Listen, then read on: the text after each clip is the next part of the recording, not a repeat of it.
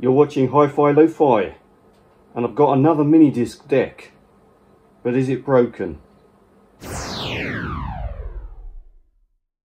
It's the Onkyo MD-121M from the INTEC275 series. I'm interested in this series of Onkyo products, so you can see other videos about other components on this channel. I suppose you'd call it, what, champagne gold? It's certainly more of a gold colour than a silver colour, and I feel that it's in very good condition for its age. The year of manufacture is not quite clear because there's very little information for it, and it seems to be around late 94 or early 95. And this particular example is in very good condition. You see on the underside there those cork ring feet. Looking at the back, we have a hardwired power cable, and next to that we have something that I've often mentioned in these videos, is a mains power outlet, which is really useful for connecting other components in the system in a kind of daisy chain fashion. As it happens, you can plug anything you want into that up to a maximum of 100 watts, as it says there. And you can see something called RI remote control. So that is for daisy chaining all the components to be used via one control only, which is usually the controller for the amp.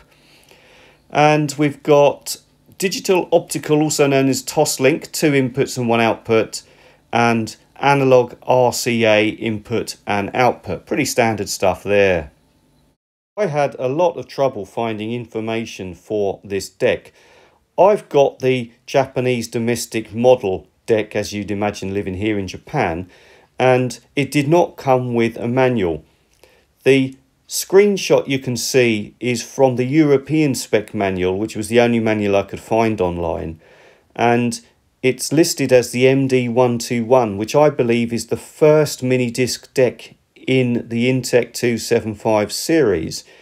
I believe that the additional M at the end of the model name was the first revision around the end of 94 or beginning of 95. Again, if you've got any info, please let me know in the comments with links if you can. Also in the specifications you can see the dimensions there. Something I find rather curious in the specifications is the given frequency response of 10 Hz to 20 kHz. Bearing in mind that in 1994 the latest version of A-Track was version 2, which had a frequency response of 20 Hz to 18 kHz. But if this is a 95 unit, then the latest possible A-Track version was 3 at that time, and that had the same frequency response of 20 Hz to 18 kHz. So make of that what you will. This screenshot from the manual explains external connectivity, and I think most of it speaks for itself.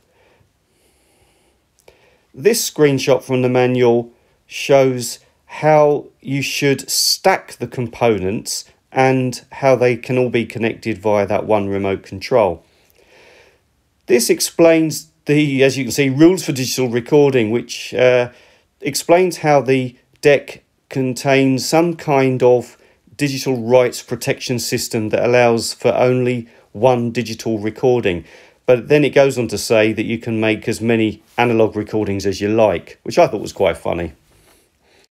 My deck did not come with a remote control, and this is a screenshot from the manual of the remote control. I'll put a link to the manual in the description below if you want more information.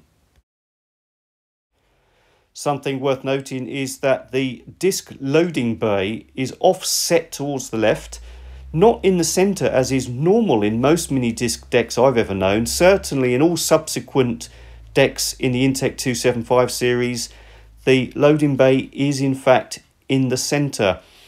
Not sure if that makes any big difference to aesthetics. That's all subjective, I suppose. The black panel above the mini disc logo is for the infrared remote control, and you can see a selector switch there for the input analog, digital 1 and digital 2. A point to note is that this deck predates long play, that's why you can't see it. Moving across to the right side of the front panel, the various buttons there are self-explanatory and familiar to most. There are a couple of knobs hanging out there. What does AMCS stand for? Because I've looked it up and I cannot find anywhere what that means. And the manual doesn't have any information on the meaning either. The function of that knob is fairly clear to me, and you can turn it clockwise, anti-clockwise and press it in, and how it functions depends on the menu that you're using. And the smaller knob to the right there is for your recording level. The display is yellow dot matrix, which was standard for this era of Onkyo INTEC products. To answer my question at the beginning of this video, it is broken. But all is not lost because it plays perfectly fine. The problem occurs with recording. It goes through the motions of recording, the time elapses, the recording level is shown, but when you come to stop the recording, it cannot update the table of contents. Now, if you know what that problem is, let me know in the comments below if you think it's something that can easily be fixed. I suspect it's a software issue, either that or some kind of electronic componentry issue, and it's not something I feel I could fix unless you think it's something very easy. I'm not taking the cover off this time to have a look at it because I don't believe it's anything mechanical, but yeah, let me know in the comments below what you know on the issue. It was very cheap, and I forget the price, but it was under 3,000 yen, which is, well, what's that, about £20, $20, something like that.